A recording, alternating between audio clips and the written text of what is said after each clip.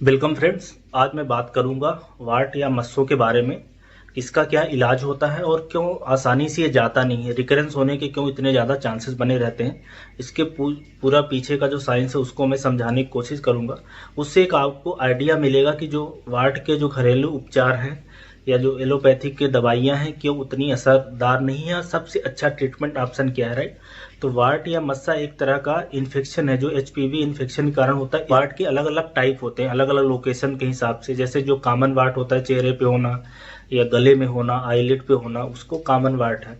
ऐसे ही palmo planter वाट है जो हथेलियों में होता है, तलवे में होता है, उसमें एचपीवी इन्फेक्शन का डिफरेंट टाइप होता है। वुचर वाट है जो लोग मीट हैंडल करते हैं उन लोगों में होना काफ़ी कॉमन है। चिकन मटन जो काटते हैं तो उनके उंगलियों पे हो जाता है। ऐसे जिनाइटल वाट्स है वो बिल्कुल डिफरेंट है, उसका स्टेन अलग है।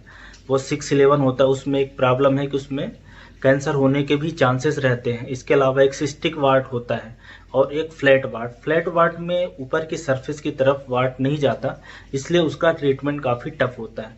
तो वाट एक तरह का एचपीवी इन्फेक्शन है।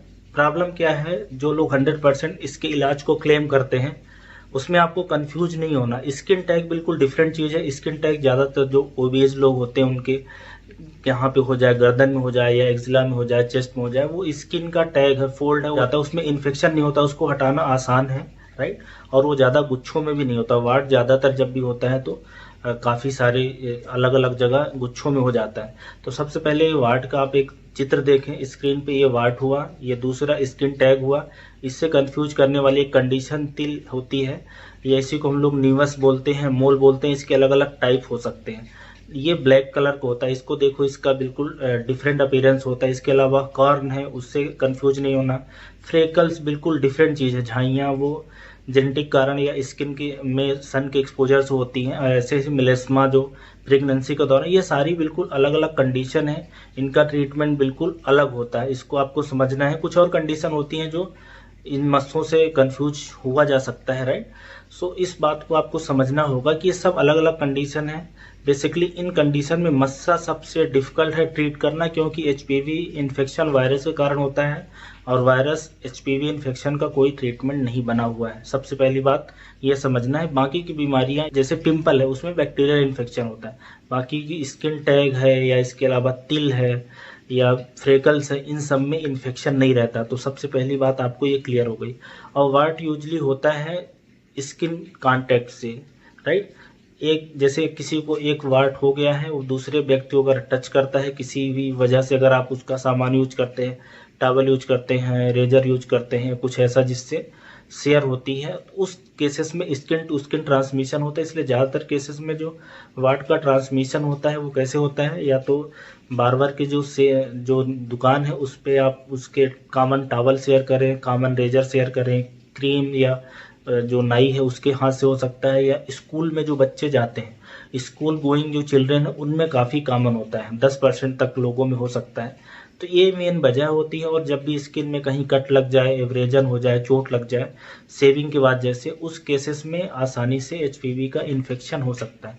तो ये मेन वजह होती हैं जिससे एचपीवी का इन्फेक्शन होता है।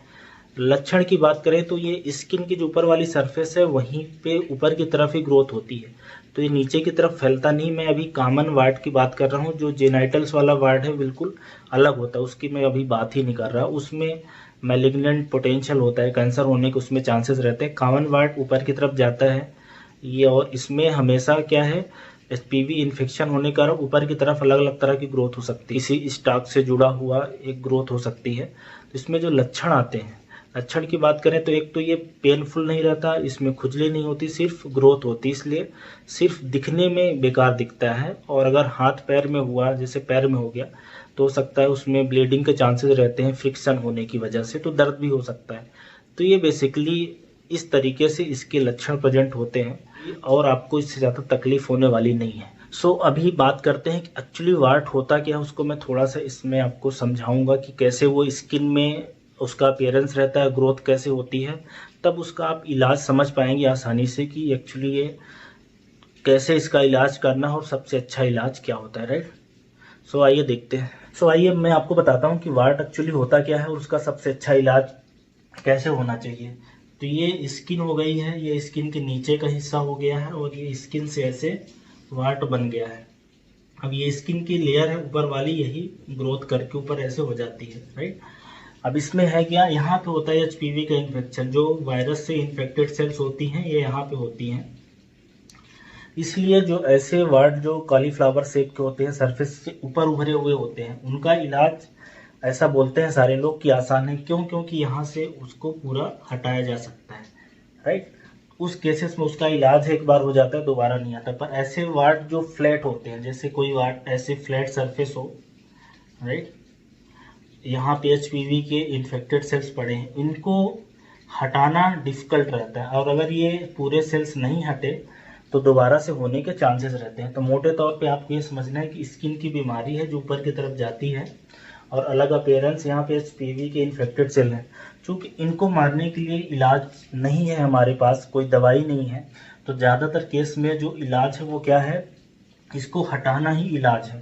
तो जो एलोपैथिक में मेडिसिन हैं वो सारी की सारी केराटोलिटिक मेडिसिन होती हैं, राइट। तो एलोपैथिक की जो मेडिसिन उसको हम बोलते हैं केराटोलिटिक मेडिसिन। इसका क्या मतलब है, ऊपर की जो स्किन के लेयर है इसको धीरे धीरे लगाते लगाते लगाते लगाते ये स्किन की लेयर हटती जाती है और इस तरह से काम करती है, राइट। और इसके अलावा मेडिकल के अलावा जो सर्जिकल ट्रीटमेंट ऑप्शन है एलोपैथिक में, वो भी यही करता है कि इसको या तो हम क्वाटरी से हटा दें, क्रायोथेरेपी से हटा दें, जो सर्जिकल एक्सीजन होता है हटा सकते हैं। बट तीनों केसेस में प्रॉब्लम क्या है, सर्जिकल एक्सीजन में प्रॉब्लम ये है कि स्कार बनने के चांसेस बन रहते हैं, राइट। और दूसरा रिकरेंस होने के चांस रहता है अगर ये वाली पूरे HPV इन्फेक्टेड सेल नहीं हटे।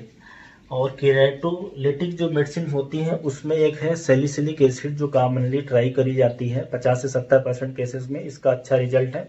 स्किन के ऊपर की सरफेस हट जाती है और उस केसेस में यही ईचिंग होना, बर्न होना या स्किन की सेंसिटिविटी बढ़ जाती है। इसके अलावा जो दूसरे मेडिसिन की बात करें तो बेंजोइल पेरोक्साइडेज है, वो भी इसी तरह से काम करता है, केराटोलिटिक मेडिसिन होती हैं। और दूसरे जो कुछ मेडिसिन ट्राई करी जाती हैं जैसे रेटिनोइक एसिड है या विटामिन ए डेरिवेटिव्स है, ट्रिटनोइन है। ट्रिटनोइन का अच्छा असर होता है जो फ्लैट वार्ड होते हैं उस पर अच्छा काम करती है। तो ये कुछ मेडिसिन है, पर इनका ड्रॉबैक यही है कि ज़्यादातर केसेस में बहुत अच्छे, एक तो लंबा इलाज चलेगा, आपको समझ में आ गया कि ऊपर की एक एक स्किन की लेयर हटानी है तो थोड़ा सा लंबा 1-2 महीने का इलाज चलता है। और इसी के अलावा आपको ये समझना पड़ेगा कि ये जो मेडिसिन हैं ये इनके कुछ अपने साइड इफ़ेक्ट हैं, महंगी होती है।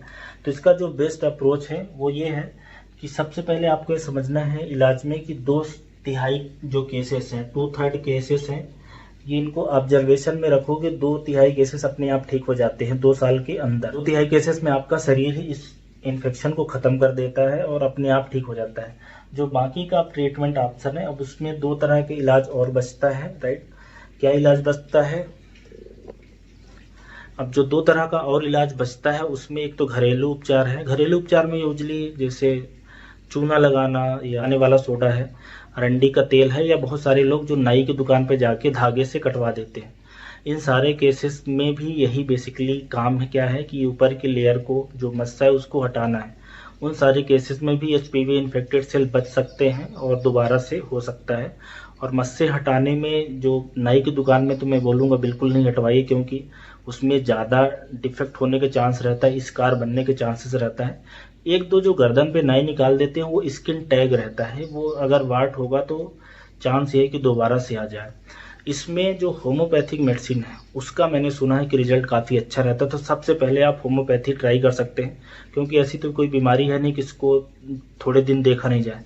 आपको जिसमें ज़्यादा भरोसा है उस पैथी को आप ट्राई करें। मेरे हिसाब से होम्योपैथी को ट्राई करें, उसमें कोई थुजा नाम की मेडिसिन होती है जो काफ़ी अच्छी इफेक्टिव, और भी मेडिसिन होती हैं तो उसको आप ट्राई कर सकते हो। वो भी धीरे धीरे, मुझे एग्जैक्टली उसका कैसा काम करती है नहीं पता, पर जो भी काम होगा कुछ इसी टाइप का ही होगा कि धीरे धीरे ऊपर की लेयर को हटाती होगी। क्योंकि मैंने ऐसा जाना है होम्योपैथिक में भी जो थुजा वगैरह होती हैं वो जो कॉलीफ्लावर लाइक टाइप के वाट होते हैं उस पर बहुत अच्छा काम करती है। इसका मतलब है कि उनका भी काम इसी टाइप का होता है कि धीरे धीरे ऊपर की लेयर हटती जाती होगी। और अगर एकदम रिफ्रैक्टरी केस है, मतलब नहीं इलाज, कोई भी इलाज नहीं कारगर है, उस केसेस में लीजन के अंदर इंजेक्शन दिए जाते हैं। इंजेक्शन किसके दिए जाते हैं, 5-फ्लोरोयूरेसिल है, ब्लूमाइसिन है या इंटरफेरॉन अल्फा, ये कैंसर की दवाइयां हैं, इनके इंजेक्शन देने से ख़त्म हो जाता है। पर ये रिफ्रैक्टरी जो केसेस होते हैं उस केसेस में